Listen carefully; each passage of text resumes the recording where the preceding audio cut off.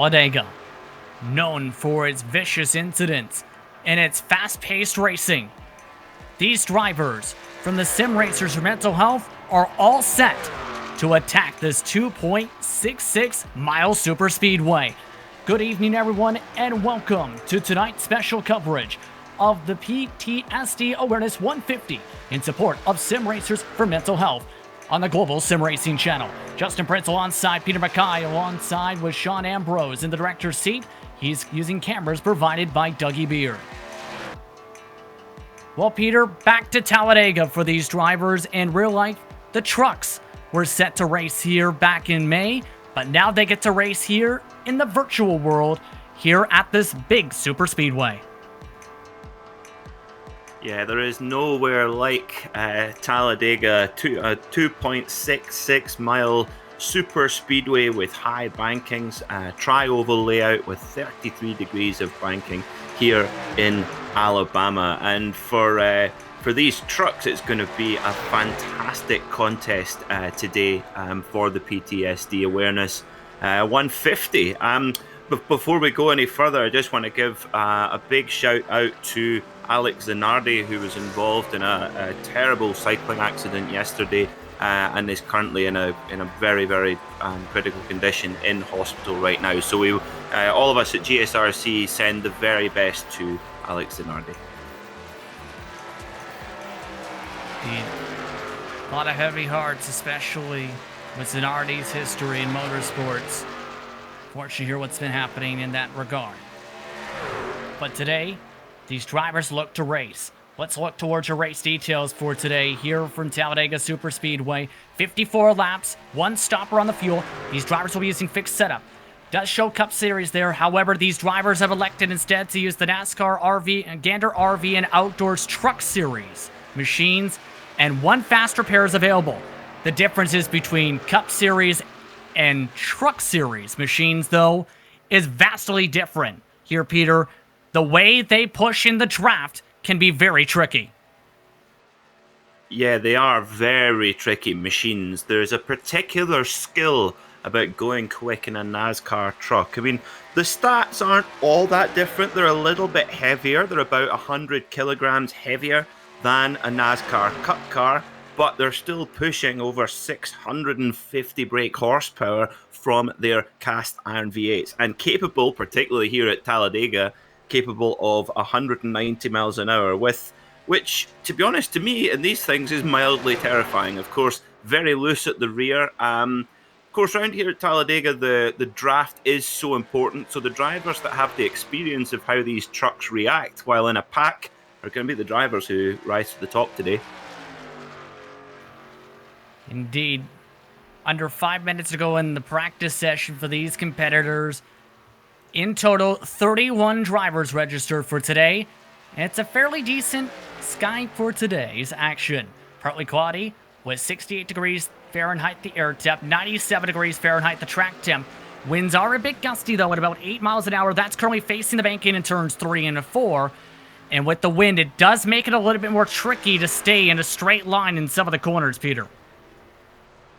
It really does, and the one thing you don't want is to have your truck disturbed in any way, because catching, we see in the NASCAR Cup Series with the stock cars, you see drivers gather together when they get loose. You can see them gather together, incredibly big moments, but here in the trucks, you don't see as many of them saved. Usually when you get turned, you're going round. So we should see a pretty action-packed race today here at Talladega. Now, of course, for these trucks, particularly for the trucks, the bottom line is really where the speed is on this track. So for drivers to overtake and to make moves up the field, they're going to have to get big runs on their competitors by using that draft absolutely perfectly. And I noticed we were talking about this on before the broadcast. Blake Travick here, the 56. Now, how do I say it correctly? Is it the Moo Moo truck, did you say, Justin? This truck that's leading right now. The Moo Moo truck, okay. For those wondering, he's a Twitch streamer on Dirty Butt Gaming. And all of his machines are designed like cows. You can tell, for example, on the upper right part of the hood, it says Moo. To tell everyone, it's a cow, and it goes Moo. That is the fastest driver in practice, as he's been working with Flournoy throughout the session trying to work on his bump drafting on the only state-approved O2 truck.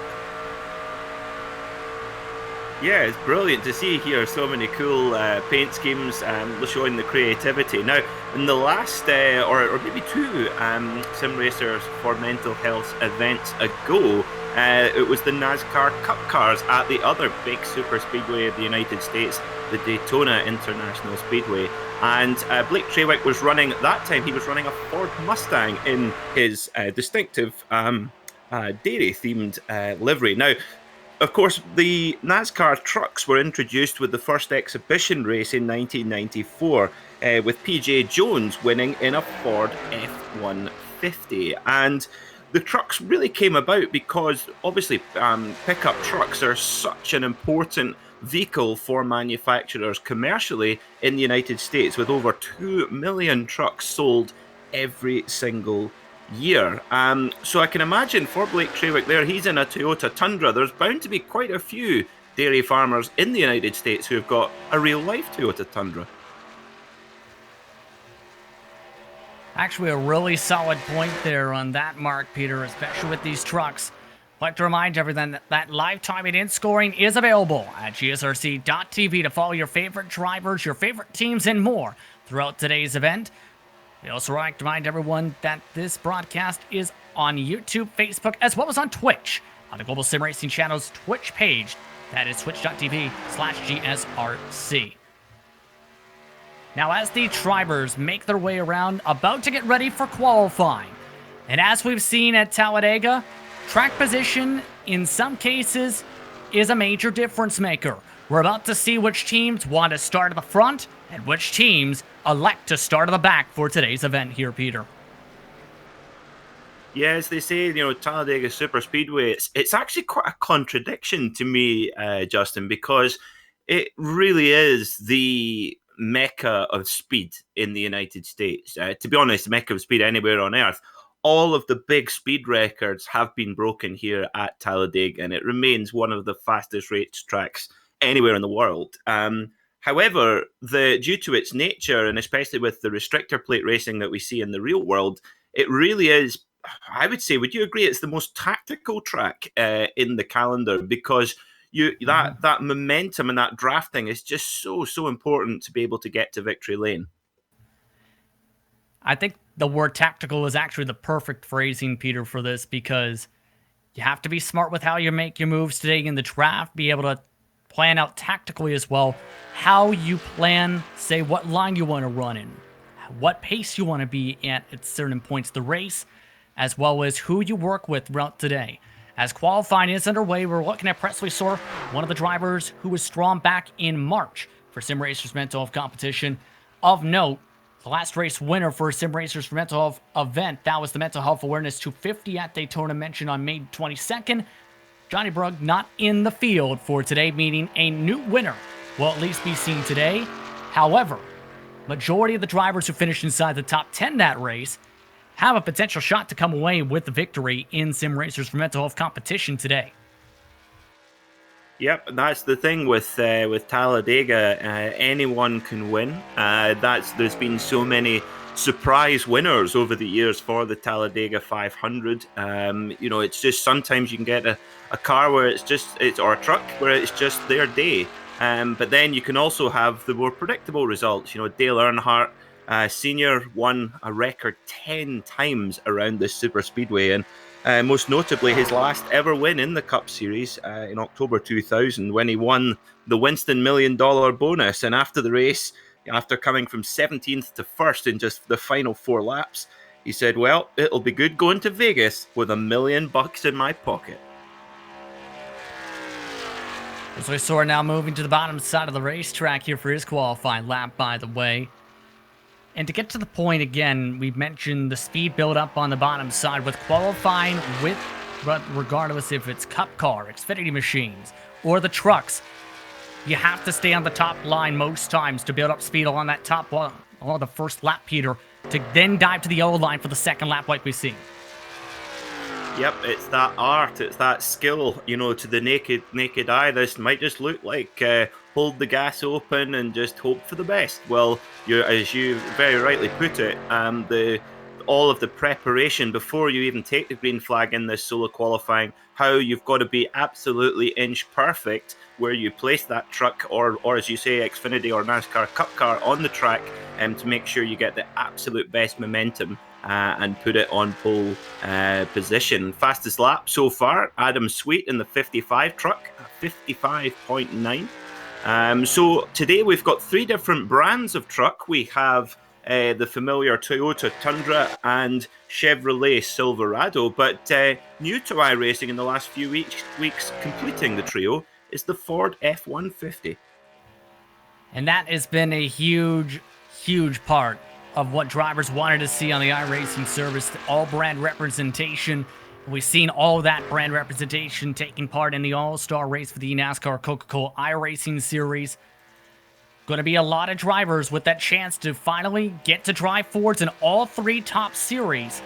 As we look at some of the Chevys now complete their second laps, including Leach. That is a P12 qualifying run compared to Sweet, trying to move up from second spot of 55.977 on the second lap. Yeah, one of the trucks there getting onto the tri-oval, doing a few spins. It's a little bit early for that, and perhaps a bit presumptuous to practice his victory donuts on the on the grass. As we see Blake Trawick in the 56 Moo truck coming through. Interestingly, he had a Ford Mustang in the Daytona race, but has switched to Toyota for the trucks. Now, we should make our viewers aware that these trucks are scanned by iRacing and dynamically are identical. So really, it's just whichever brand that you prefer. So that's what I love particularly about stock car racing as well, is that brand loyalty is so important. And of course, the battle between, well, it's the big Detroit battle, isn't it? Ford versus Chevrolet is a big one. And then, of course, we've got Toyota in there as well. And, of course, the real world Toyota Tundra is made in the United States, in Texas. I think it's fitting, then, that one of those machines gets to start up towards the front. Qualifying is over, and it's a Toyota Tundra who set the pole time for tonight's coverage of the PTSD Awareness 150. It's Blake Trawick on the pole tonight by just about 7 one-thousandths of a second. Adam Sweet starts in second. Emmanuel Wolf starts in third, with Jalen Battle starting in fourth. Josh Walker and Nicholas Reese starts inside row number 3, with Presley Sora, one of the eSports eNASCAR Ignite Series finalists from 2019, starting in 7th. Brandon Soul starts in 8th, with Drew Bernardi in 9th. Jamie Dobbs, who's shown good speed in these events in the past, rounds out your top 10 here, Peter. On row number 6 for this race will be the 02 of Jonathan Flournoy and Austin Greer. On row 7 will be William Kruska, our series organiser, and Wesley Fuller. On row 8 will be Jeremy Leach and Stephen Pless. Row 9 will be Connor Rockwood and Jonathan Oates. Row 10 will be Emmanuel Lopez and Scott Ricard. Deep in the field as well, Sean Stevens, Jody Banfield in 22nd, Jason Bridges 23rd, Brandon Carr 24th. Again, 31 registrants for the event in preparation for tonight, 24 able to make it in time for this event tonight. To recap once again, 2.66 miles here at Talladega Superspeedway. 33 degrees of banking in turns 1 and 2, 32.4 degrees in turn 3, with 32.5 degrees in turn 4. Trial full 16.5 degrees in the back straight, just 3 degrees for today. Now, Peter, in your opinion, what are some of the keys to victory if you want to win this event tonight? Well, the last time out for this series at Daytona with the Cup cars, there were a lot of caution periods and a lot of wrecks, and I think it's going to be even more important with these trucks to stay out those wrecks and to really be smart and to be patient. All of the best Talladega drivers, they really know how to play clever and use their head. As long as you're relatively up there on pace, it's more about how you strategize the race and how tactical you are. So it's all about tactics. And of course, we're in the lucky position, Justin, where we get to be the tactical experts up in the commentary box, while our drivers have to be the ones that have to make those split-second decisions. Indeed, and of note, Jamie Dobbs' technical issue will miss the start. He is no longer in the track for the time being. Kruska and Sweet have elected to take end of longest line penalties and drop to the back. So those drivers will sacrifice the track position and try and be more patient towards the back. This is something we've seen a couple times, Peter, in some of these events. You do have the option to take it if you want. Yes, that's a perfect example of a Talladega tactic coming out. Hashtag Talladega tactic. Let's get that one going. So we believe, Justin, that there's just one pit stop required for fuel, but we're likely to see more than that with tires. With 100% distance in terms of the fuel tanks, fuel mileage can go around the 32 lap-ish mark. So there is that 10 lap window for pit stops today, Peter, to see how these drivers take the strategy. The matter is going to be, though, will we stay long enough for to see the green flag pit stops? That's going to be the question. I think that's going to be in the minds of some of these drivers and some of the caution being brought upon for these competitors today.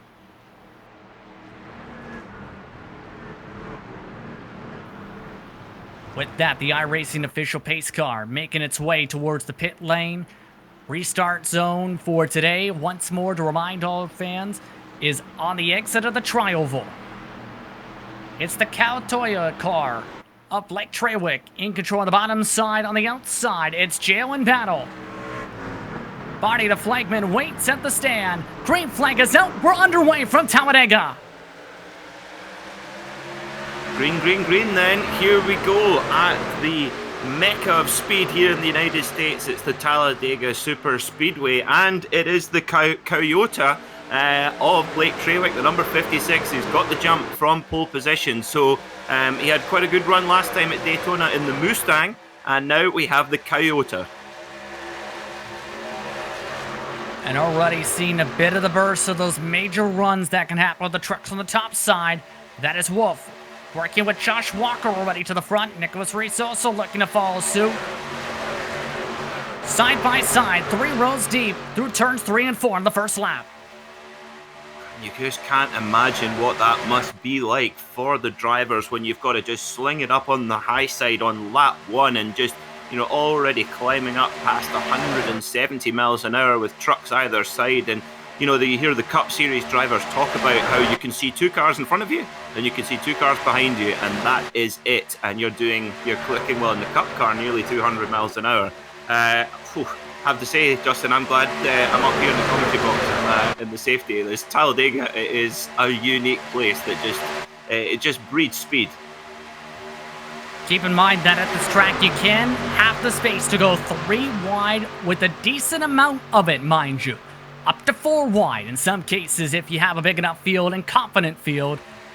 But as we're already seeing with these different lines, when it comes to these trucks here at Talladega, the bottom line, always the quickest line in the corners. Down the straights, though, you get that massive boost and a bit of a run off the said corner to be able to build up that run. It matters, though, how many trucks you have per line to be able to get that said line to move at that particular part of the track. Yeah, and the crazy thing is if you look at the Moo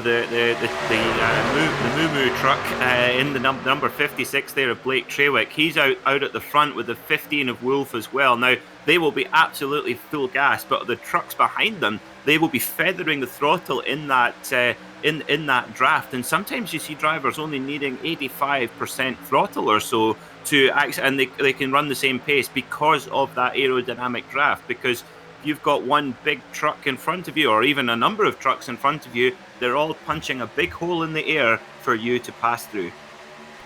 And in turn as well, Peter, you save fuel by doing that as well.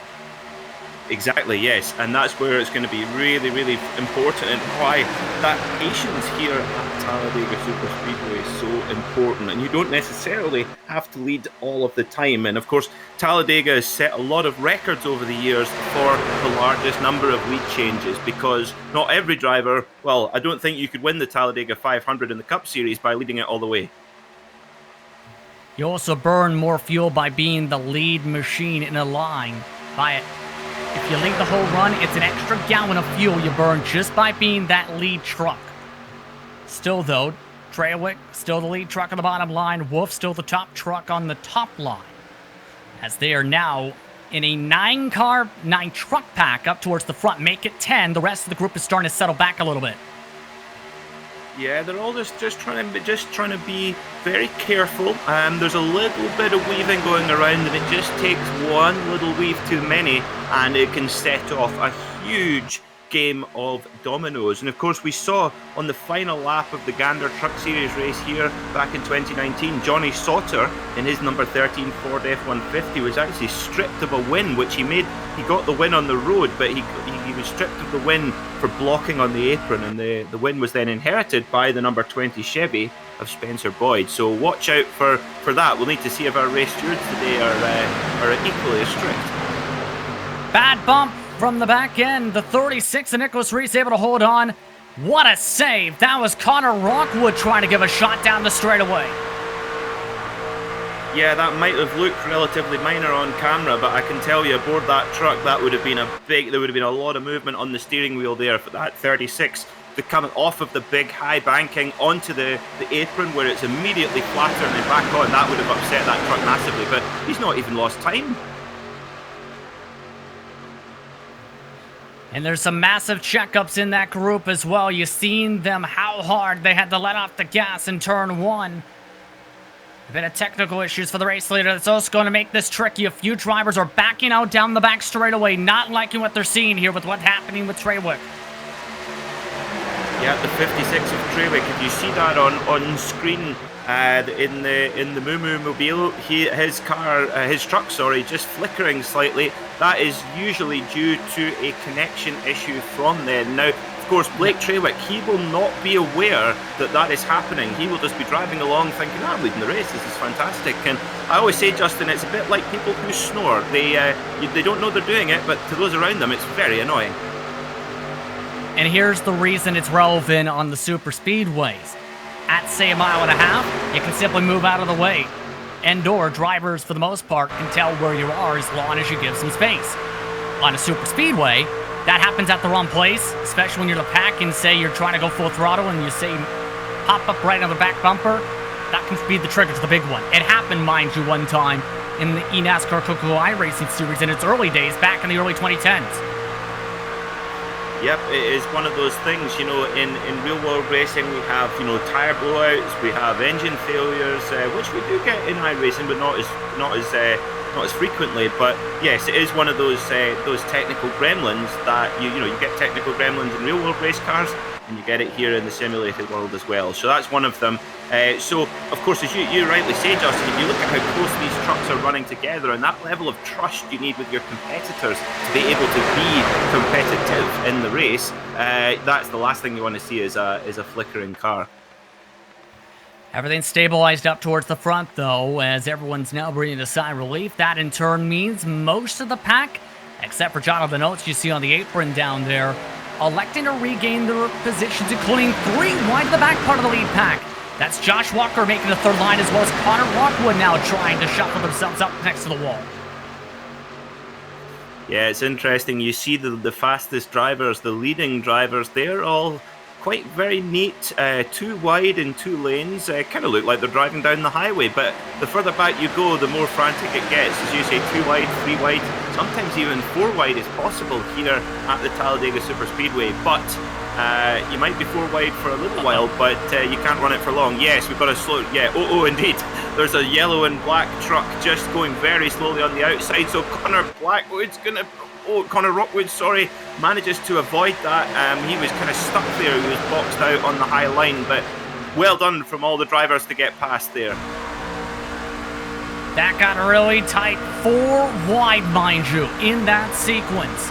That was Jamie Dobbs who had the technical issue at the start of the race and missed the green flag.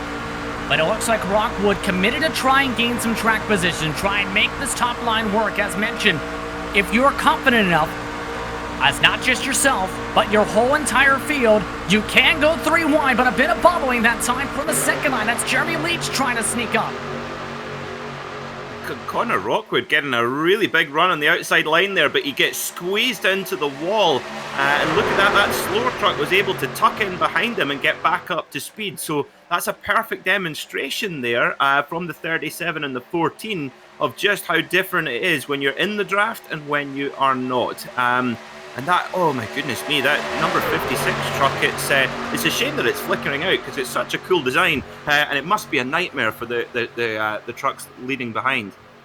And they finally have shuffled him out from the lead group on the bottom line. It's now Jeremy Leach who moves on to the bottom side to lead that pack, while Rockwood's still trying to be right next to the wall. His fellow draftmate stuffed it in the fence. Brandon Souls in the 76 with some damage now. Couple of the air trucks also scraping the wall. Up and towards the front. That's Wolf trying to block that line. That loses some positions. Goodness me, those trucks right there on the outside line. Oh, big one, huge one here. There you go. We talked about it. Yellow flag. That's the 37 truck. That is, oh, what a shame for them. The 37 truck of Connor Rockwood, who was looking so strong there, just got the tiniest touch. Let's get a replay, Justin. And you're going to see it right there. 3 wide, contact from the left door, and up and over goes Wolf. Also collected as Rockwood in the process. They do have a faster pair available, but that'll lose them all the track position they had fought hard to get in this race early. Yeah, it was the 14 of Josh Walker there, just moved across, and that created, as you say, you referred to it as the big one. That is the best way to describe it, because there are no small crashes here at Talladega Superspeedway. With that, Brandon Souls has indeed elected to not come back on the racetrack. So that is now a situation of a DNF, our first of the event. Just about everyone else, okay, 1 blown engine for Emmanuel Wolf in this case, but 43 laps to go. That puts us in a situation where many drivers may elect to come down and pit and top off on the fuel here, Peter, or take 2 tires. It's still outside the estimated fuel window to make it to the checkered, though, by about 6+ laps. Yeah, I think particularly for those runners who, like Blake Trawick in the 56, who have had to do all the hard work, really. The 8 of Jeremy Leach, I think he was out the front there as well. So for those drivers who have used the front or have had to run at the front, they've obviously burned through a lot more fuel. So I would think they will be very glad to get into pit lane and at least top the tank up, because I don't think that'll be our last caution period. And for our viewers, you know, as you can see, we're now going very, very slowly compared to when we're under green flag running. So we're behind our Ford Mustang pace car, as we see Trawick and the 8 of Jeremy Leach going into pit lane. About half of the field coming into pit lane right now. But yes, when you're under yellow flag running, particularly on a big super speedway like this, is when you want to be getting all of your pit work done for fuel and tires, etc. But of course, you don't know how much yellow flag caution running you're going to get. Exactly, as that split call sees Sora, Greer, Reese, Plez, and Sweet electing to stay out. Everybody else coming down, mixture of different tire strategies between 4, 2, and no tires, or in some cases, overrunning the pit box and backing up 3 pit boxes in some of the cases, like the 86. So some split calls, to say the very least, and some damage repair for some of the others. Still, remember one of the main things, Peter, with the addition of the updates for iRacing with the new build a couple weeks ago, was quicker yellows on super speedways. There used to be cases where they would be about 4 to 5 caution laps. That amount was reduced at one point to about 2 laps. Now it's about 3 laps, including the 1 to go signal. Now with how it is on iRacing, where it gives 1 lap for the lead cars to pit, 1 lap for the lap cars to pit, and then you go green. Yeah, because it is a long old way around this Talladega Superspeedway when you're behind the pace car. And you see often in the Cup Series, you see drivers when they're behind the pace car actually flicking the engine on and off switch, basically, flicking it on and off to save fuel while under pace car conditions. Now, while we're on the subject of fuel, of course, the Talladega 500, there's 2 visits to Talladega every year for the Cup Series in the spring and the fall. But back in 1974, I think, yes, 1974, in the Winston 500, the race was actually cut short before the race, it was cut short by NASCAR because of the fuel crisis that was going on at that time. Now, right now, as has been very widely reported, we have more of an oversupply of fuel right now. So maybe we can get 3 visits to Talladega Superspeedway this year since we've been so starved of racing action. I don't know what some of the drivers may think on that proposal in real life, but on the bright side, Talladega just so happens to be going to be hosting racing at this track for the Xfinity and Cup cars this upcoming weekend with fans for the Cup Series event. As more drivers electing to top off on fuel and go to the back of the field, that's Trawick, along with several others electing to sacrifice the track position. Is that Trawick's second trip to pit lane under this caution, Justin? Ah, okay, yes, I see. It's a tactic to go to the back of the field and top off and have the extra lap of fuel. Aha, I see. Well, that you wouldn't see that in many other tracks due to the length of the lap and the risk of going off of the lead lap. You wouldn't do that at Bristol, would you, Justin? No, you definitely wouldn't, to say the very least. I also noticed that Blake... Sorry, Justin. I was going to say, it for someone who has had to do that for different circumstances, 9 times out of 10, you're not going to get the lead back until 200 laps later. Let's put it that way, Peter. Yeah, and you would just feel dizzy after 200 laps at Bristol. I can't imagine what 500 laps is like. Now, I noticed the 56 of Blake Trawick in the now is it the Toyota? That's it. And he has his pit crew are in they're kind of like Halloween cow suits, which is it's certainly attention to detail from the 56 crew. I mean, you have to stay committed to the brand, right? So everyone has to dress up like cows. Absolutely, and I can imagine. Hopefully, he's got a burger in one hand and a big glass of milk in the other. On that point, it's Percival Sora in the lead, Austin Greer second, Reese, Plez, Leach inside the top 5. Top 4 stayed out. Oates is in 6th. He elected to pit on 4 tires. Wolf as well pit with the faster pair in 7th. Bridges, Bernardi, Jody Banfield rounds out the top 10. Pace car is off once again as we get ready for the first restart of the night. It's the Indy Autosport machine. In control of the field. Silverado on the bottom, Tundra on the top. As Barney the flagman waits up at the stand, we're back to racing at Talladega. Green flag. Green here in Alabama, and we're off. Up we go then through the 4-speed gearbox on these NASCAR truck machines, up to top gear and back up to full speed. Now, as we said, our previous leader, Blake Trawick in the 56 truck, has taken the tactical decision to come to pit lane again and go to the back of the field. So we should see, I think, Justin, a little bit more of a changing of the order than we did in that first phase of the race. I think so too, and already some drivers playing tactics in the backfield, letting others go, all while others, again, are trying to at least be some of the drivers fighting up at the front for now. Maintain the track position. That's Greer leading the top line. Not enough trucks, though, to make it work. Everybody's now freight training the bottom with how close it is on the fuel. We're seeing quite a lot of the trucks being very aggressive, changing lane in quite a sudden fashion, and of course that's where we saw the big wreck there in the first phase of this race. So those drivers will need to be pretty careful as if they're deciding to change lane, to do it progressively and to do it carefully, because one sudden movement can set off the big one. Already William Kruska dropping back. You see him in the Sim Racers mental health truck. But look who's at the back end of the top 10. Remember, Jamie Dobbs was the first driver a lap down because he missed the start. But the 91's now in the lead pack, on board with him as one other driver makes it near 3 wide. That's Josh Walker taking a spot to his left, to his right.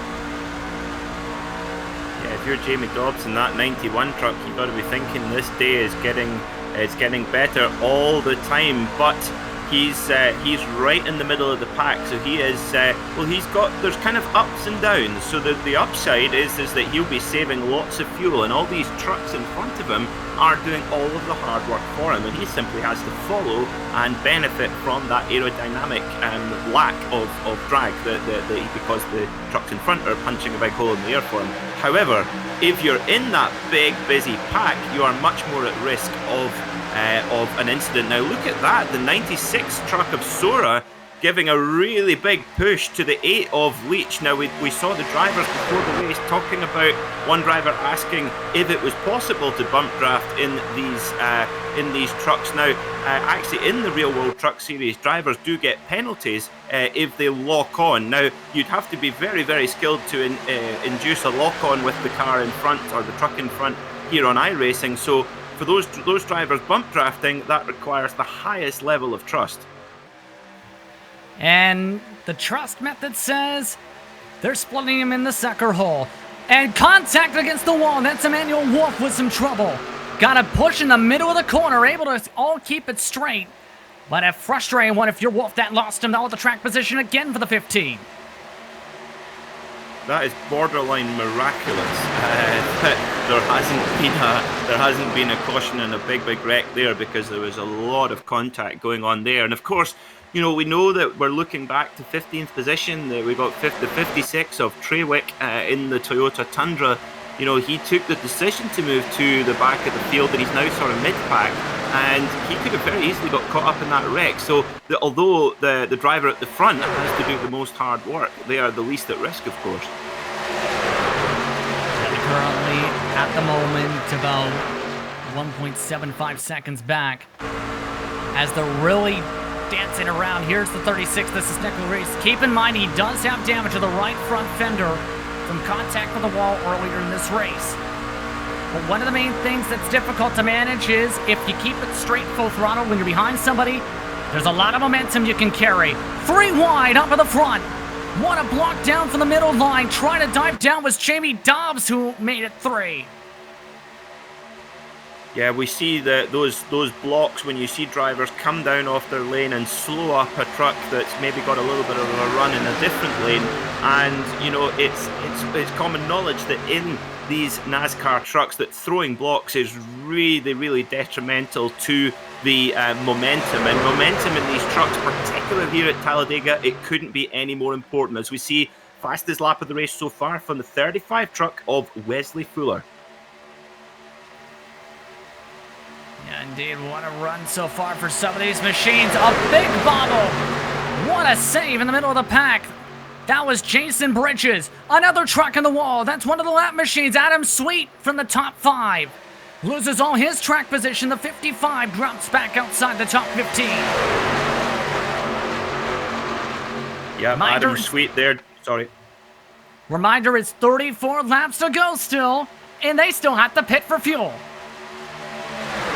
Yeah, it'd be interesting to see who took plenty of fuel, who topped up under the caution, and who can keep going for the next little while before the next caution, if there is to be one. And of course, the longer we go, the longer the drivers have got to risk it without having to pit under green flag conditions, which of course is not an ideal scenario at all. 2 wide then, heading down the back straight there. Absolutely tapped out for our drivers at the front. For the drivers further back in the field, they'll just be feathering the throttle, trying to maintain the gap to the truck in front. That was Rockwood trying to send it, by the way, all the way from the middle line to the top line. No one else was going to go up with them in the midst of that draft. Still, though, all this dicing, you have to be wondering how the rest of the field's going to play this. Keep in mind, there are technically 2 packs at this point. This lead group that currently has about 11 trucks. Then about 12th, 13th on back is about 15 truck lengths behind, led by Stephen Plez. Kruska, Stevens, and other drivers are in that grouping, looking to stay calm and out of the trouble. This is getting very, very spicy and very, very close between our drivers. I think that the truck there, was that the 45 truck possibly? I can't quite see on screen right now, but I think 37. There's maybe a slight rub with the wall. 37, my apologies. 37 truck there, just getting that's Connor Rockwood, who was involved in that wreck, just having a rub against the wall there ever so slightly, and we've seen him drop right back to the back of this pack, maybe just taking a breather for a moment. Yeah, some of these drivers really having difficulty handling these trucks. A few drivers talked about in practice the feeling of differences here at Talladega. This is one of the first major races at this super speedway since the last build. What are the things adjusted? Tires. And when the tires wear out throughout a run with these trucks, they get really shaky in the corners, and that's what we've seen much of this run now, Peter. Even 10 laps in.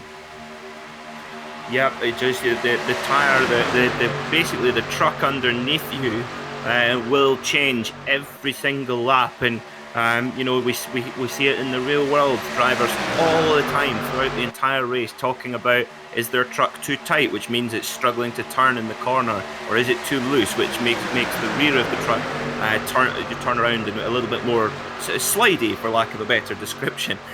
So yes, that's, and of course the tire has a big effect on that. As the tire wears out, it just gets tighter and tighter. Now, here, of course, at Talladega, if you're wanting to run that high line Kyle Larson style, well, you know, you've got to be very, very careful, because that wall is never far away.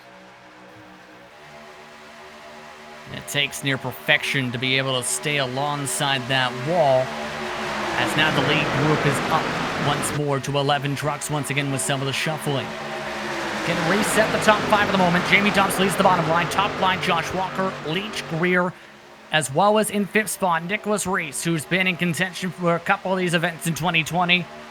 We talked about having the experience of being up in the box. That 36 truck, mind you, is a fellow commentator. We've talked about it a little bit in the past. Commentator for 3 Wide TV, trying to run 2 wide of the pack. Oh, well, I know we should be impartial, Justin, but a fellow commentator, we've got to cheer them on, I suppose. Now, am I remembering correctly that the 91 of Dobbs was one of the drivers that started at the back of the pack on purpose? No, he was the one who missed the start of the race because of technical issues, mind you. Well, there you go. Clearly it works, so we might see some more drivers trying that in future. You mean following a full lap down and hoping to get a caution flag 10 seconds later? Yeah, something like that.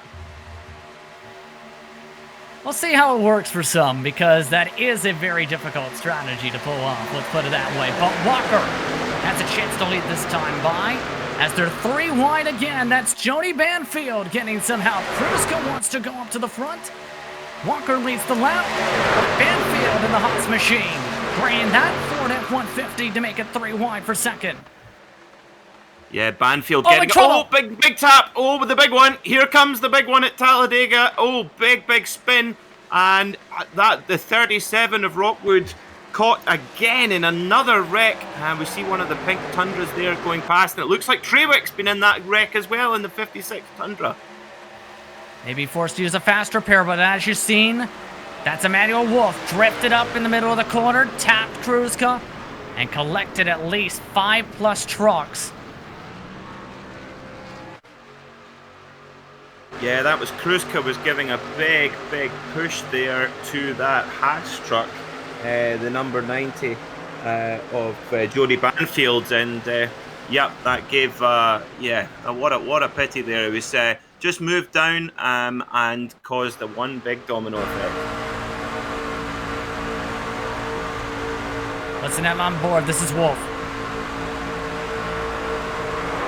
So you see there. Oh no, he gets a help. I think when he just moved down, tried to move down a lane, and that's the thing. If you we're a good spotter, so the drivers all have the option to have a spotter, basically someone who's watching over the top of them at the race and who can say who's below you or above you on the track. But some drivers will not make use of that and will use iRacing's automatic spotter, which can sometimes leave little rooms for error. So with the caution flag, Walker's in first, Dobbs in second, Greer, Leach, and Banfield. And this puts us in the window to make it to the end of the race on fuel.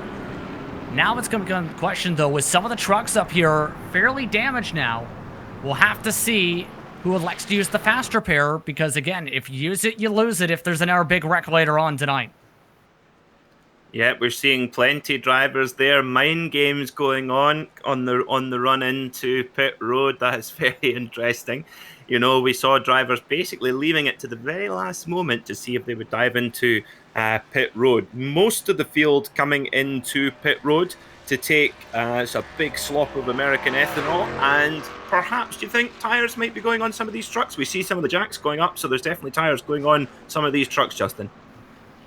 Well, when you think about the time it takes to fill up the truck with the amount of fuel, you have to calculate that with, can you afford to take 2 or 4 tires in that time? With the distance we ran, a lot of the trucks electing to take the 4 tires. The first man out was Josh Walker, Dobbs, Bleach, and Greer, followed by Banfield of the pits, with one driver Falloy still yet to pit in this cycle. But at the moment, coming to 26 laps to go here on the Global SimRacing Channel, just past halfway here at Talladega Superspeedway. We'll be back after this quick break.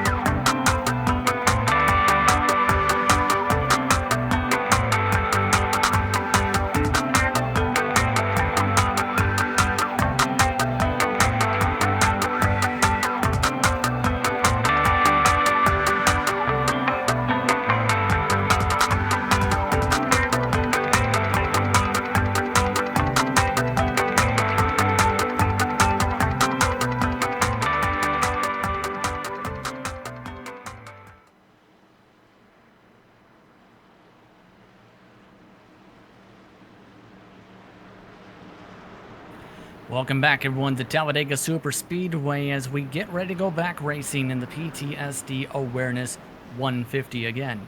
With these 54 laps for today's event, Justin Prince, Peter Mackay with you, Sean Ambrose in the director's seat for tonight's action. Drivers getting ready once again for another restart. All drivers can make it on field here, Peter. Your thoughts on this event so far as we get ready for the second half of tonight's action? Well, it's been action-packed, and it's all about the drivers who want to gamble. The drivers who they've got to try and predict how many cautions there will be. But, normally a truck race at Talladega, you would think that there would have been almost more yellows than this because, of course, the truck is you're at such high speed. The trucks are so hard to handle. And with so many different varieties, 2-3 wide all the time, it can really cause some issues normally. But it's been good performances so far. A number of our drivers will have had to use their fast repair so far. We look back there, the 56 of Treywick, he's back in the pack as our pace car comes off, Justin. Let's get back to racing once again. Josh Walker on the bottom side. Top side, Jamie Dobbs. Row 2 featuring Leach and Greer, then Oates and Bridges, Reese and Sora, Stevens and Bernardi inside the top 10. See how this run goes as the Cauliflower, Toto Hose and Fittings truck hits the loud pad. We're back to racing once again from Dega. Here we go then, green, green, green off this restart as our drivers wind up these big American cast iron V8 engines. What a glorious sound of a pack of NASCAR trucks here at Talladega, echoing around the Alabama countryside. So, it's the number 8 then of Leach, who's still up there following the 14 of Walker. I tell you what, that number 8 Chevy looks fantastic. So it's 2 Chevys out front. We've got the number 14 Chevy Silverado of Walker and the number 8 of Leach heading into this third phase of the race. And Leach has been quietly impressive in this race, mind you. Has made some bold moves, yes. But a lot of them have actually gone his direction. This time, though, not able to make a move because he's now boxed in with Jamie Dobbs on the top line with a big boost. Clean space in front in the Sim Racer coin car. Now retakes the lead with 24 to go. Yeah, big run on the outside there from Jamie Dobbs, but look at that. He just moves straight, as soon as he's got the opportunity, straight down to the low line. And goodness me, this is, bearing in mind, we're doing 182 miles an hour here. So that 14 truck of Walker, he's going to know what radio station Jamie Dobbs is listening to. He's that close. 3 wide once again for the race lead. Another bold move from Walker and Leach. Trying to work up top with Leach's Jason Bridges. They get shuffled out as Walker retakes the race lead with the help of Austin Greer, the pusher. And look at those 2 trucks, the 8 of Leach there as well, on the high line, getting absolutely left out to dry, and they quickly get down into the middle lane. Oh, and back out to the high line as well. I don't know if that high line's going to work, Justin. Yeah, this is getting a little bit dicey for some people's comfort, potentially. As some of them try to side draft hard. That's an aggressive side draft from Wesley 4 in the stand up to cancer machine.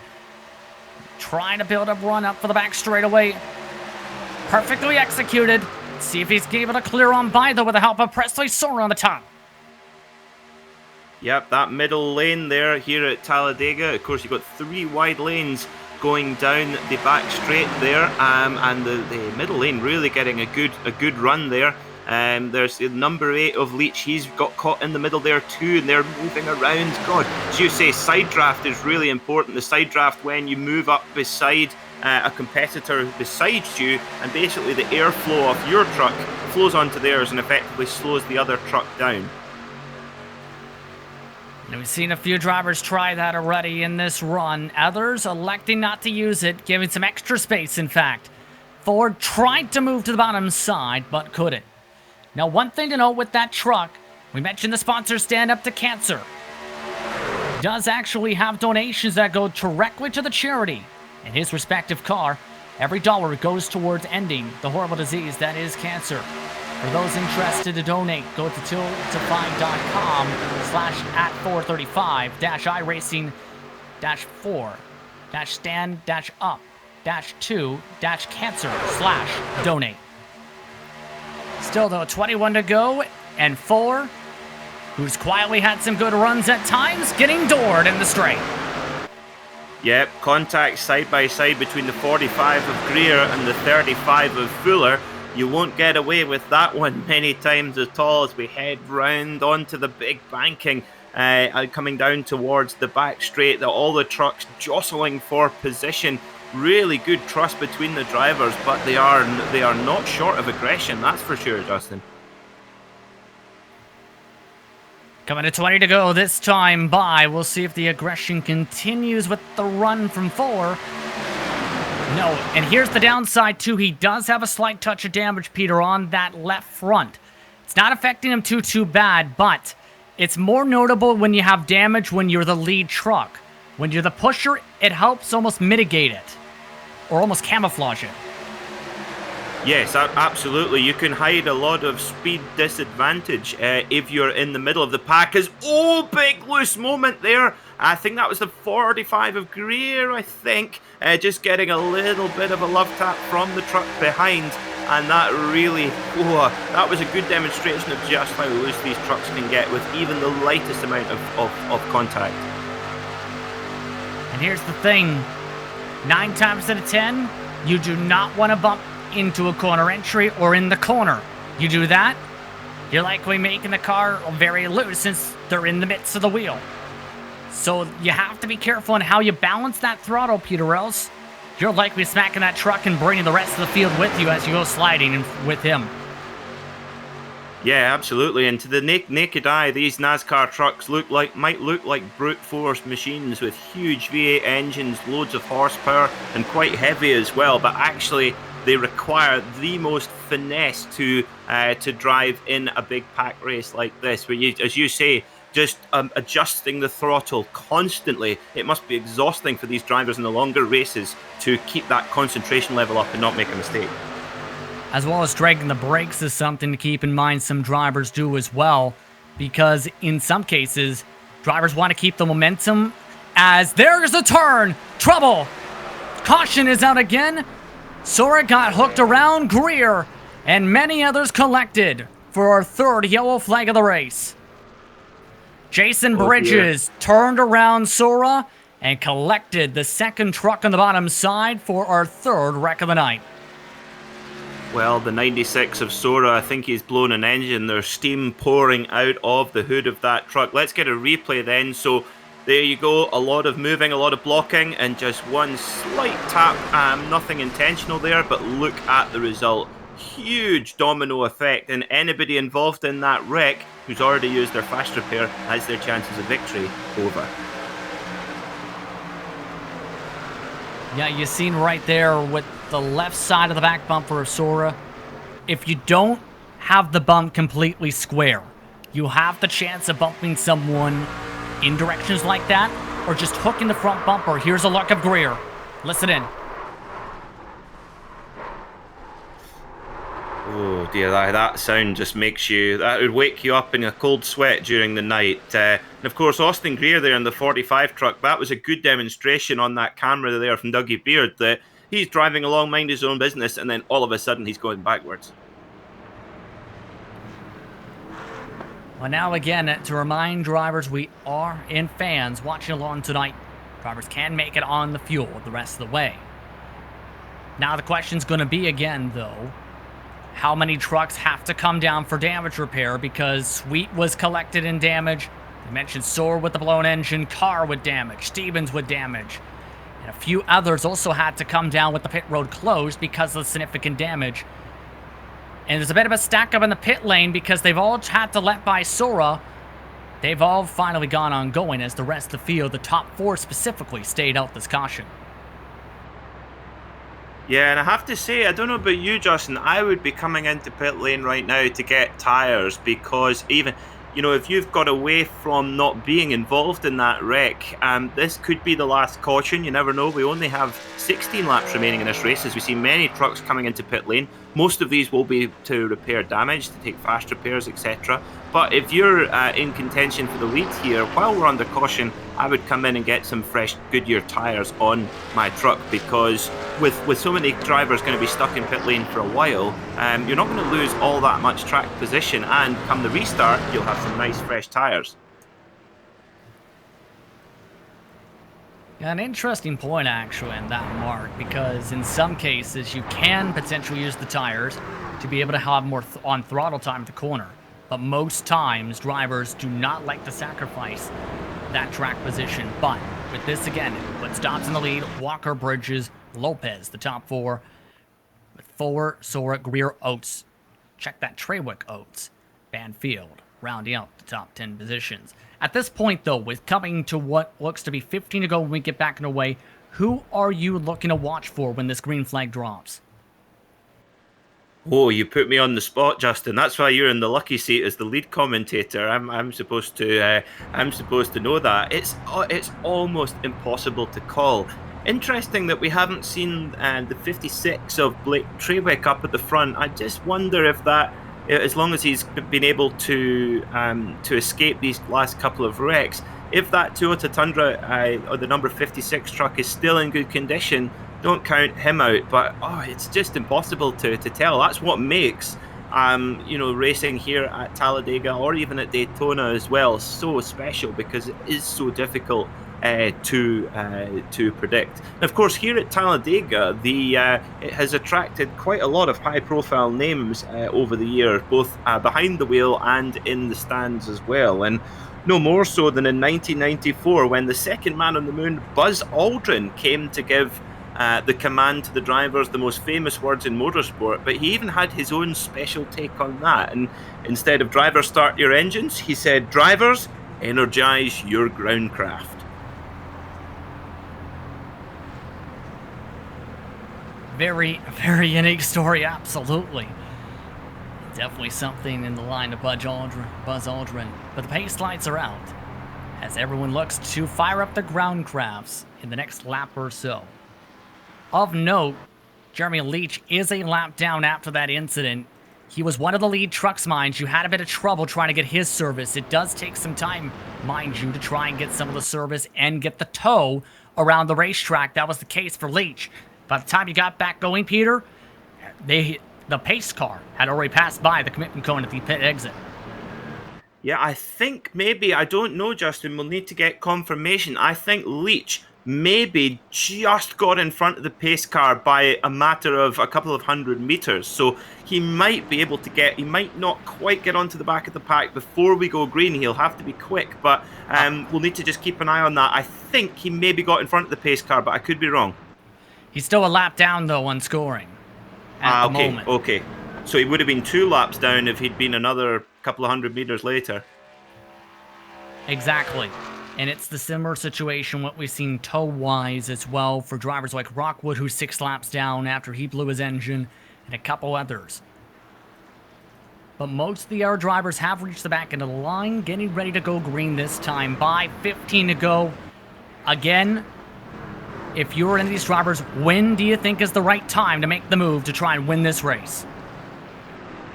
I think you've got to just make sure you're in that leading pack as we get to the white flag. Really, I think you've got to almost leave it that late, where you just want to be the surprise driver. You know, if you're the driver who's always leading, you've had to work really hard, burning your tires out. I think you just got to keep your powder dry, be the quiet guy at the back of the field. Here we go, Justin.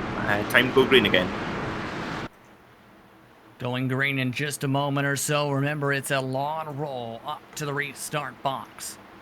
It's Dobson, Walker, Lopez, Bridges, Sora, Fuller, Stevens, Bernardi, Carr, and Ricard. Rounding out the top 10. Half the field. Double-digit position games. Let's rev up the engines and listen in as we go back to racing. 15 to go from Talladega.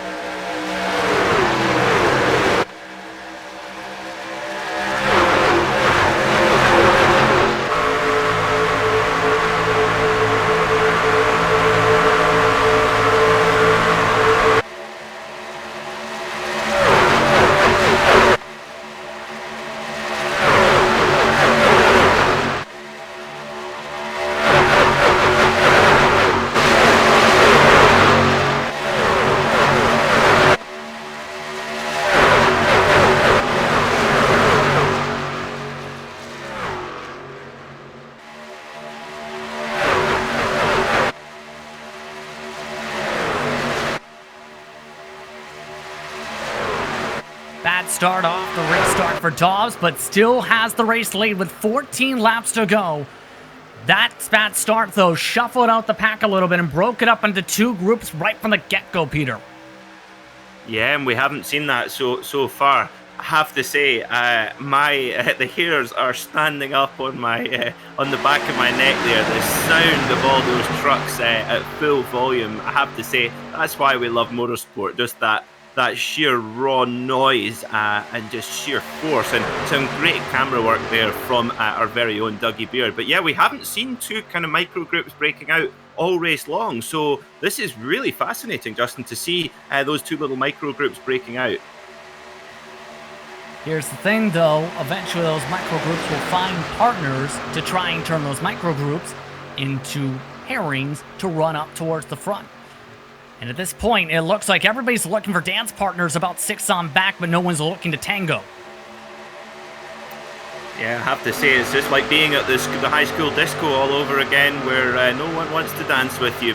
And of course, here at Talladega, you do need that partner to work together with. And of course, this is where sometimes, both in the real world and in the sim world, where the brand of car or truck you're running can be really important. We see it in the NASCAR Cup Series in certain races where you'll see the Toyotas working together, or the Chevrolets or the Ford, even if they're owned by the cars are owned by different owners. If it's a brand loyalty, can make a big difference. And we see that in the truck series as well. Now, do you think that will apply as much in the sim world, do you think, Justin? I think more so the team alliances is the case here, Peter, because keep in mind, we've seen Dobbs race before in various different Indy Autosport trucks. This time with sponsorship for this event. 2 teammates control that bottom line, which could make it tough. Some of the others are trying to, looks like, find their friends, which is also the important thing. If you don't have friends, Peter, it's a lonely track to try and run without them. And look who we have here. We have on the outside now, on the high line, the number 56 Toyota Tundra of Blake Trawick, who, as we said, has been sitting there quietly. And look, here he is. He's now decided that it's time he's conserved his energy, he's conserved the condition of that truck, and now he's looking to make a way to the front as we only have 11 laps to go. It's an interesting point you make here at Talladega. The finish line is in quite a strange position as, one truck there getting into the wall. But yes, the finish line here is a lot further along the tri-oval than, say, at Daytona. So Daytona, it's pretty much in the middle of the tri-oval. Here at Talladega, it's another probably 500 or 600 meters along, which could make all the difference. Just led to some crazy finishes here on the iRacing service. Coming to 10 laps to go this time by. Once again, Dobbs leading the bottom line. Sora, the wingman. Walker leads the top group. As contact behind. For the way up into the wall, we stay green. The O2, though, completely demolished. Yeah, the big hit into the wall there for the O2 and going pretty slowly. Let's get a replay on board. Oh, well, looking back at the 0-2, he's got Trawick behind. We saw them working together, and that was one of the Fords just moving out to the outside line there and just shoving him into the wall, basically. I don't think on purpose, but if you change your line here at Talladega, if you go from one lane to another, you've got to be so careful that there's not someone on your inside or outside. By the way, that was Jason Bridges who made contact, and there was an incident limit for tonight. If you reach 20 incident points, you would be disqualified. That truck went poof right after the contact. That usually means that similar direction. But with 9 laps to go, 3 trucks on the bottom, 3 on the top, and it's some of the buddies leading the top group, and Trawick looking to patch on too. Oh, was that a pun you just slipped in there, Justin? If it was very good. Blake Trawick there in the Moo-mobile, the Toyota, or Cow Toyota Tundra there, making his way up behind the 45 of Greer, trying to make the high line work. And look at the high line, look at the trucks in the high line. Look at the big push they're getting. Look at that, that's amazing. The number 91 being kind of left out to dry a little bit with the 96 straight behind. Walker thought about going to the bottom side, but as we've seen, trying to hold on to that important air bubble has led to some trouble throughout today. 8 to go this time. No one wanting to switch up the lines as we look on board from Sora, 184 miles an hour in the draft with damage to the right front. Yeah, that gives you the shivers as well. And of course, although Presley Sora making this look very, very easy, I can assure you it is not at that sort of speed. The drivers having to put little inputs into the wheel all the time. That's the thing about racing these trucks, is the wheel is virtually never perfectly straight. You're always got little movements with the buffeting in the draft as well. And This, tell you what, this race could just go to anyone here. Who's willing to risk it and who can be aggressive without causing a regret? It could be anyone's race. In total, 9 trucks, all in the lead pack. Greer pushing hard on the back bumper of Josh Walker as they elect to go in the bottom. Dobbs got squeezed out behind them from 3rd position. And now Sora's leaving him out to dry on the bottom side. Trewick, though, still helping the Sim Racer machine. Yeah, I think for those trucks on the outside line, to make that work, they've got to be making sure they can execute that push. So giving the driver in front, yes, we do mean that, giving the driver in front just a little bit of a nudge can really help to get that train moving, because as we know here at Talladega, it really is the bottom line, which is, in normal circumstances, is the preferred line. Absolutely, but here's the thing. There are differences from real life in the virtual world for when drivers like lap traffic to be on specific parts. In real life, you stay at the O line. In sim racing world, because of the preference being on the bottom line, a lot of drivers like to run the top.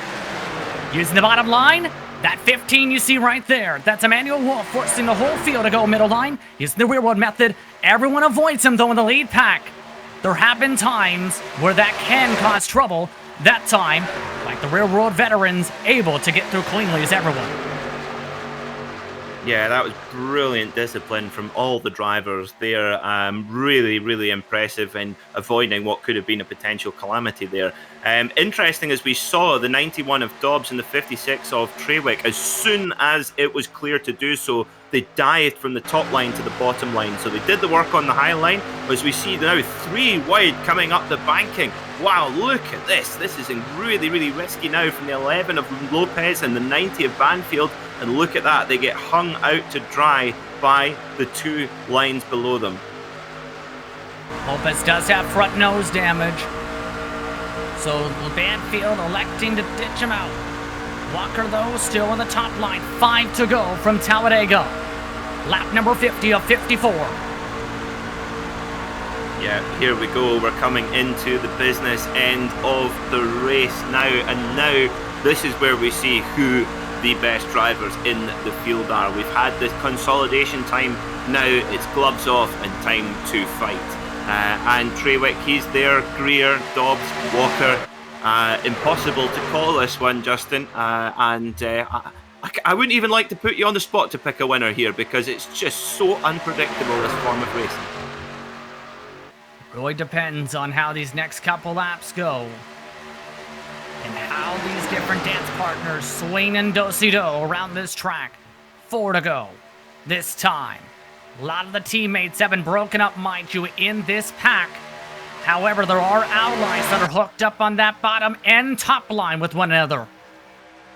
Yeah, you see some drivers really using every last bit of that bottom line now. They're starting to wiggle and get a little bit loose as well. Now, remember, we saw some drivers in the Real World Gander Truck Series in 2019 here at Talladega, you having to block one another onto the apron coming through the tri-oval. And of course, the winner on the road, Johnny Sauter in the 13 Ford, was penalised and stripped of the win for doing so. So we'll need to see if the drivers can, if we'll see any creative moves to try and get the win, because after such a long race with a couple of cautions. Oh, we have a caution. God, as I said the word caution, we have one. What's happened?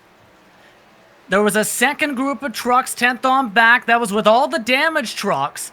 And when they reached that lap truck of Wolf, I don't think they got the message that he was staying on the bottom. They went 3 wide down the backstretch trying to get around him, and that triggered the caution, and just like that, every point just made out the window. Ah, yes, yeah.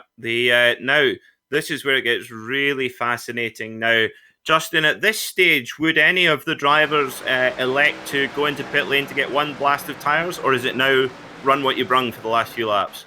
I think if you're in that backpack and you have a faster pair, they're probably using it right now. If you are at the front, I don't think you can gain the track position back based on what we've seen in the past, Peter, at the super speedways. And that's the tricky part. We have just 2 laps. It takes a lap or about 3/4 of a lap to get up to speed. Absolutely, that's an excellent point. And of course, restarts are could never be more important than they are here at Talladega. And getting that perfect restart and just judging the pace of the field and getting on the power, and as you say, that momentum, how good you get that restart is going to basically carry you through all the way to the end of the race and give you an advantage or disadvantage depending on how well you execute. So I think here this final restart is just going to be absolutely vital for these drivers. That's if we stay green until the white flag, remember, because we are in green-white checker territory, which is very important. You have to see the white for the race to be official and to be able to finish to the checkered flag. If you get the caution before that mark, it brings us back under caution once more, and they'll re-rack them and stack them. The final attempt, if there's a caution flag before they get to the white flag, race ends under yellow. So in our words, you have to get to the white flag to be able to get the full usage of those 2 laps. Yep, so you don't want to have to do it all over again. If you're wondering what that truck, that number 8 truck of Jeremy Leach is doing, he's getting that'll be him getting the pass around, Justin, I presume. Lucky Dog, yes. He is back on the lead lap with the caution flag. Just 15 trucks now on the lead lap with this caution. Yeah, so we see that as well in the sports car world, particularly if you've seen the Rolex 24-hour at Daytona, which uses a part of the super speedway and the infield road course as well. You'll see drivers getting what's called the pass around, where they can get one or more. They can get one of their laps back. So we actually saw that, funnily enough, in the Rolex 24 this year, where the number 10 Wayne Taylor Racing Cadillac was leading the race and then given a 60-second stop-go penalty for a pit lane infringement, was actually still able to go on and win the race after getting a couple of wave rounds in the final part of the race. So that wave round is really, really important. But of course, it's always an interesting one to me, that one, Justin, because of course one of the reasons we're behind the pace car at all is to neutralise the field and allow perhaps corner workers to do clear-ups, etc. So when you have cars that effectively aren't under the control of the pace car, to me it presents an unnecessary risk in the real world. Yeah, and safety is vitally important, mind you, with the decisions to restart a race in real life. If you don't have the track completely clean from oil, let's say, in these cars, it can cause massive pileups. Think back to the early 2010s at Phoenix, for example, after Danica Patrick had a spin coming towards the white flag and the race stayed green. By the way, for those wondering what happened maybe to, say, Adam Sweet, he had a bit of trouble after he decided to pit because he was in the second group in the 924 Creative Works truck. The 55 for the past 5 laps, I think based on what we've seen, unable to fire up the engine, has elected to watch the race with his truck 90 degrees to the left inside the pit box. You see in the backdrop, yes, that truck, he is inside it at the moment, has been watching the whole race while sitting sideways staring at his pit crew. And then what a grandstand view he must have. You know what, there'll be people who would, in the real world, would pay a lot for that view of the Talladega Super Speedway. Now, Justin, we have to officially invite you. Sean, our producer in the background, he says that Talladega is the ultimate party race to go to. So you must come along with us when things resume, and we'll go and have a few beers at Talladega. I'm not really much of a partier, but the party scene I heard is absolutely crazy, especially the stuff left behind in the infield that's posted on Reddit each year by the track. Yeah, it's a bit like at the Sebring 12 hours as well. As you say, even if you're not a partier, it just adds to the whole atmosphere of it, I guess. And the best thing is I mean, I'm a big endurance racing fan. As we see the lights on our Ford Mustang pace car are off, so we'll be going green shortly. Yeah, I'm a big endurance racing fan, and I was at the Rolex 24 at Daytona this year, 3 o'clock in the morning, and some of the fans in the infield, their fires were still burning. And when it's quite cold at night in January in Florida, it was quite good to get my hands back warm again. By the way, as you can tell, 1 to go. First green-white checkered about to get underway. I'd like to remind you that 20 iRacing credits, $20 precisely, are on the line. That's enough to buy a new race truck, or enough to buy a new track in general on the iRacing service. These drivers want those iRacing credits in tonight's event. The question is going to be who's going to win 2 laps to decide it. To reset, Dobbs, Walker, Greer, Trawick, Sora, Banfield, Lopez, Ricard, Carr in 4 inside the top 10. Lanoy in 11th. Battle, Bernardi, Leach, and Stevens are all the trucks on the lead lap with a chance to win this race. Pace car is off in the pit lane. Dobbs in control of the field. Has an ally in Trawick behind on the top line. We'll see how they start this. Green flag up at the stand. Dobbs off and away. And here we are then, green, green, green, as we head towards the finish here at Talladega Super Speedway with these NASCAR trucks. We've got Chevrolets, Fords, and Toyotas here as we look at Trawick goes straight to the outside line. He might get held out to dry there with the 90 of Banfield right behind him. He might need to get a little bit of a push from that Haas Ford. See the momentum starting to build up, reaching top speed now. Looking on board from Jody Banfield, trying to give the push now to the move truck. Trawick leads the top line, 3 trucks at the bottom, a bit of a bobble coming to the white flag this time. Here we go. Yeah, he's just having to give a little bit of a shove to that to the Toyota as they head down towards the front straight through the tri-oval. Then I tell you what, this is just impossible to call. It's all about who wants to risk it, who gets the big run down the back straight and be able to set up a move to take the checkered flag right at the end. White flag race is official. 3 wide in the battle for second spot. The question is, can Walker take advantage of that bold move down the front stretch to hold on? Here comes Trawick and Banfield. 3 wide, 2 rows deep for the race lead. 1 truck gets turned. That's the 45 of Greer. We stay green as they battle still hard for the lead. Banfield with a hard block. Trawick gets turned to the bottom side. More trucks spinning the lead pack as Banfield tries to bring to the checkered.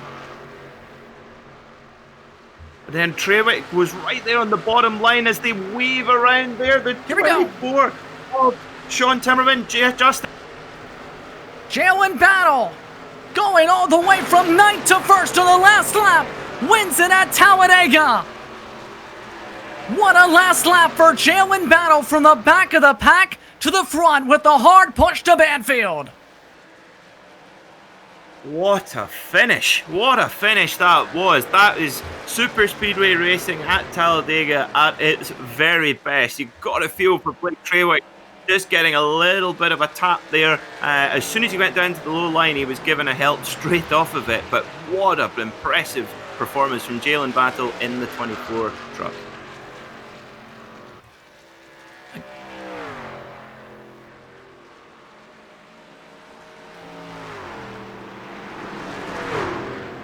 It was a heck of a final lap, to say the very least, with Jalen Battle. Was able to get that huge charge from help from behind, and then the push. That's why you need friends to get up towards the front, and that time Battle had friends to help him win this race tonight. Here at Talladega, what a performance, with Falloy and Soar rounding out that top 3. Jalen Battle gets his Chevrolet number 24 truck there, and he's going to give us a celebratory donut. Just reverse back there. Here's the onboard. This is in the final 2 corners, and as you can see, had already built up tons of momentum to push Banfield before they went 3 wide for the lead. Really? To risk it there, panging it all out there on the outside line, not the preferred line, but as you say, Justin, he got that run and a little bit of contact from the 3 trucks behind him. You never know, they might have had enough juice to get past there, but that was just enough for the 24 of Jalen Battle to take the win. And of course, I don't think we saw Jalen Battle lead the race at any point, but it was just there, ready to capitalise when it mattered, when the checkered flag dropped. Indeed, just his only lead lap of the night wins him the race. For tonight's action for the Sim Race for Mental Health. Post-race coverage coming up after this short break. You're watching the Global SimRacing Channel live from Talladega.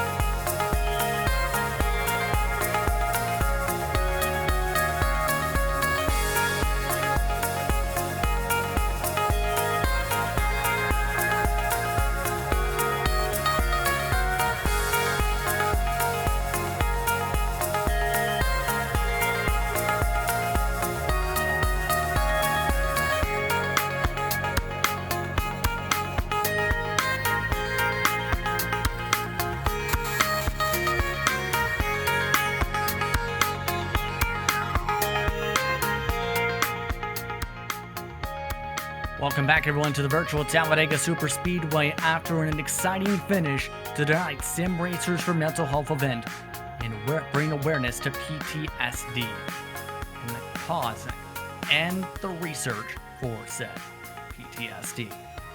Tonight, it was Jalen Battle winning by just under a tenth of a second after leading just one lap and charging from 9th to 1st in the span of 2.66 miles.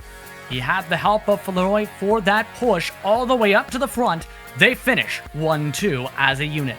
Presley Sorrell rounds out the top 3. He led 5 laps tonight, with Brandon Carr finishing in 4th after some of the trouble for others. Josh Walker finished in 5th, with Bernardi in 6th position. Jody Banfield, he nearly took the race lead, then got hooked in towards the tri-oval, finished 7th still. Leach, Fuller, and Lopez rounded out your top 10 tonight, Peter. And after a hectic race, in 11th place is the 05 of Scott Ricard. 12th was the 27 of Sean Stevens. 13th was the 56 of Blake Trawick in the Moo-Mobile. 14th was the 45 of Austin Greer, who spent a lot of the time up the front. 15th was the 91 of Jamie Dobbs. 16th was the 15 of Emmanuel Wolf. 17th was Jonathan Oates. 18th was Adam Sweet, who watched the last few laps from pit lane. 19th was Jason Bridges, and 20th the 36 truck of Nicholas Rees.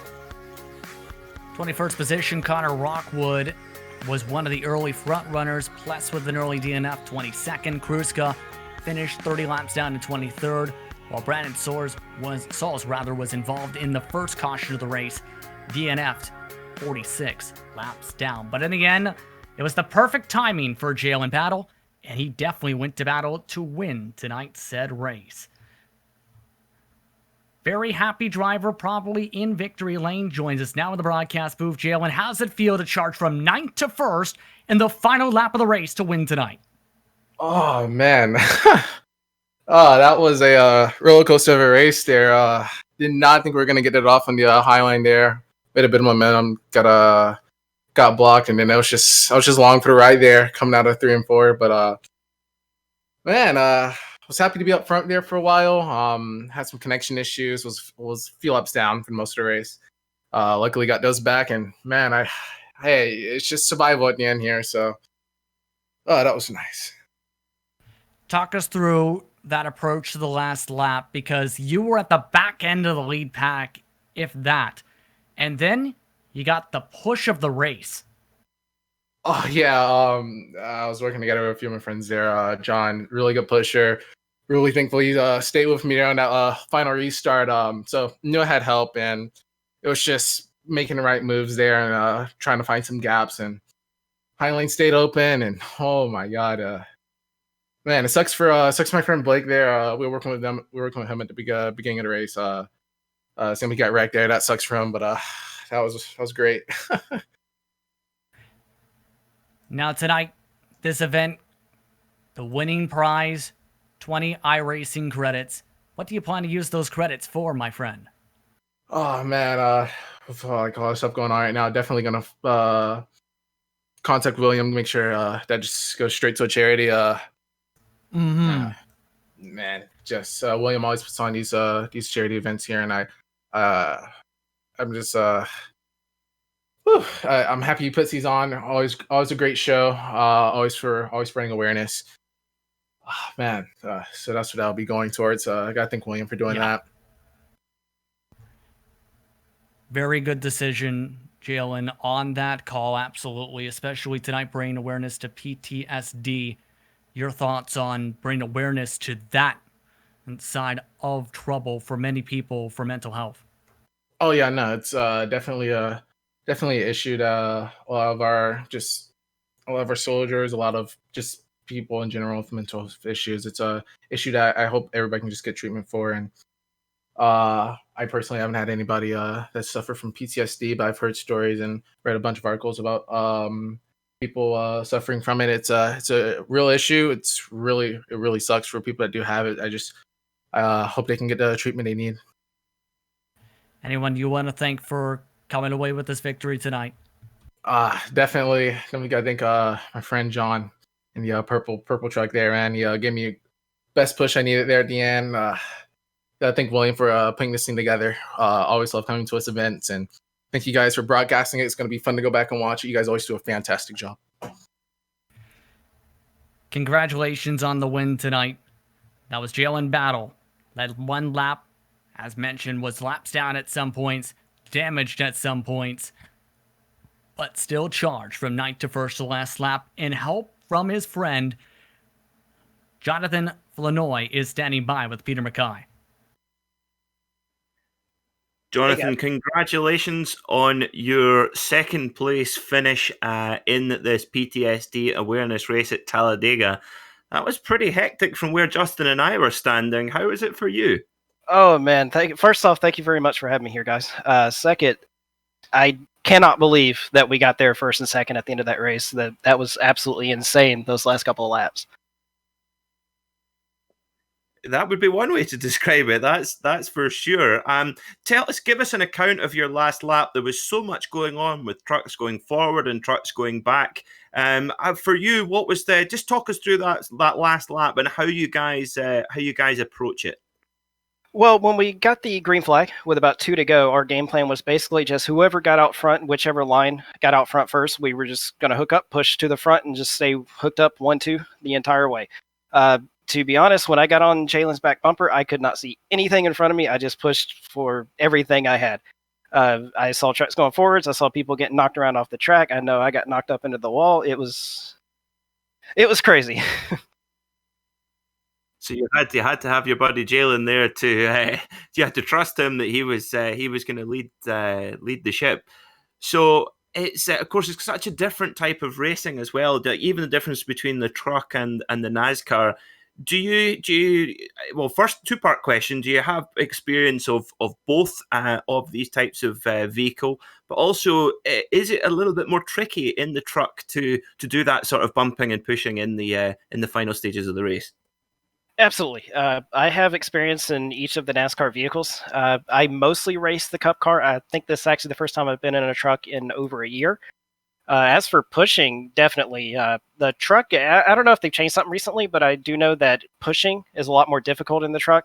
Since the last time I raced in it, it was very easy to hook somebody and just turn them around. Yeah, and then, of course, you become not very popular at all as being the culprit for that. Now, John, second place, a brilliant result. Is there anyone you want to give a shout out to while you're up with us in the booth here? I'd just like to shout out the guys over at Splash and Go. The paint scheme was provided by them. They provide the paint schemes for every one of my vehicles. So just head over there, tell them John sent you, and they'll hook you up. And a very good-looking Toyota Tundra it is. Thanks for coming up to speak to us, and we'll see you next time. Thank you very much, guys. That was Jonathan coming away with second tonight. Presley Sora coming away with a podium finish, 5 laps led. Presley, how are you feeling after tonight's race? I'm feeling pretty good. It was a pretty good run for me. I'm pretty close to winning one of these things. I've gotten second, I think, like 2 or 3 times, and I've gotten a third once or twice now. So I'm getting a little bit closer to getting that win. Now talk us through your final couple laps as you were hooking up with a lot of times with your teammate, Jamie Dobbs. Talk us through the final restart of the race with the green-white checkered. Yeah, well, on the restart, I feel like I left about the same time as the guys around me, but it was like my truck was at a loss of power or something. It was so strange. I pretty much lost a draft from the guys in front of me, and people behind me started going around, and then it took about a lap to get back up to speed, but once it did, I think I went through the middle going into 1 on the last lap, and people started crashing, and then coming to the line, a couple guys crashed, and I somehow made my way to third. Now, in your opinion, what is it going to take to come away with a win in one of these events for the Sim Racers for Mental Health as they get ready for the next event coming up in July? I like leading the best. I used to try, staying in the back and then hoping that people crashed and then moving my way up front. But that didn't seem to work very well. So now, since I've tried to stay up front the whole race, and a few of these races I've led a good amount of laps, that's allowed me to start finishing, second, third, fourth, fifth, around that area. I've been close to winning, but haven't quite gotten it at the line. So I think the strategy I'm going with is the right one. It's just, I guess, a little bit of luck on the last lap to actually seal the deal. Anyone you want to thank before we let you go? Yep, everyone on my team, Indy Autosport, and Lawrence Shaughnessy for making the great-looking paint scheme that's out there. Congratulations on the third place finish tonight, Presley. Thank you. That's Presley Sora coming home in third tonight. I'd like to thank him, Flanoy, and Battle for taking time to speak with us during post-race coverage for tonight's Sim Racers for Mental Health event. Now, Peter, first things first, your final thoughts. As mentioned, the winner tonight had a roller coaster of emotions throughout this race and donating the winnings to charity after tonight's action. A very generous gesture indeed from our winner, and very much appreciated, I'm sure. And what a performance to come and take the surprise victory and making such a good cut through the field here at Talladega. Of course, we mentioned it during the broadcast. Dale Earnhardt, who had so much success here with 10 victories at Talladega Superspeedway, and his last ever Cup Series win, of course, had a huge climb from 17th to 1st in the final 4 laps of that race, and a good tribute to him as well. And of course, it's brilliant that the final thought on the event as well. Brilliant to raise awareness for a condition like PTSD. Of course, our wonderful armed forces, both where I am in the United Kingdom and where you guys are in North America, do a thankless task to keep us all safe, and also those working in emergency services. And the things they have to come across in their daily line of work are stuff that the normal person couldn't quite imagine, and of course that can have quite an impact on one's health. So a huge thanks to all of our service people who look after us, and sending out big love to those struggling with PTSD, and know that there is always help available. So great to what a great way to raise awareness for something that affects so many people. Couldn't have said it better myself, Peter, to be quite frank. Very strong words said by my broadcast partner tonight, Peter Mackay. But I'd like to thank everyone for tuning in for tonight's action. Next time Sim Racers for Mental Health hits the track is in July for the Chester Bennington Memorial 250, which will also currently feature the trucks here at Talladega next month. We'd also like to thank William Kruzka and the rest of Sim Racers for Mental Health for organizing this strong event tonight. And what was a fun and crazy finish to the checker flag. Happy emotions from many competitors this evening. We'd also like to thank the companies that provide the software and hardware for broadcasts as listed up on your screen now, with additional thanks to Jude Lawan, who provides some wonderful music. See the screen for how to get a more whole of her great work. Thanks to the team today in Peter and Sean. If you'd like to find out about GSRC, including upcoming races, you can find it at GSRC, or should I say Global SimRacing Channel.com. If you'd like to help support the channel, check out our merchandise for sale at gsrc.storemvy.com, or check out our social media on Twitter at GSR Channel, Facebook at Global SimRacing Channel, and Instagram at GSRC_Graham. Don't forget to head over to the YouTube page and hit that big subscribe button, as well as the notification button, so you don't miss a moment here on the Global SimRacing Channel. Lots of upcoming races for other series listed up on your screen, with action coming up at many different tracks this upcoming next couple weeks, including the Major Series at Road America and Racing Edge, getting ready for Go Racing this upcoming Tuesday. But with that, until next time, race clean, race hard, and we'll see you on the track.